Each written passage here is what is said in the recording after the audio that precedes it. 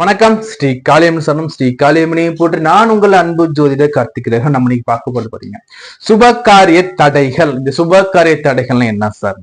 ஒரு சுபகாரியம் நம்ம பேசிக்கிட்டு இருக்கோம் இல்லையா? அது மாதிரி பேசிட்டு இருக்கும்போது பேச்சின் முடிவிலும் சரி, அந்த விவாதம் இடையிலும் சரி, அந்த விவாத முடிவுற நேரத்திலும் சரி, நம்ம பேசக்கூடாத வார்த்தைகள் மிக முக்கியமான வார்த்தைகள் பாத்தீங்கன்னா நம்ம எல்லை பத்தி பேசக்கூடாதுங்க. எள்ளு பிளஸ் எந்த வகை எண்ணெயாக இருந்தாலும் சரி, எண்ணெய்கள் பத்தி பேசக்கூடாது.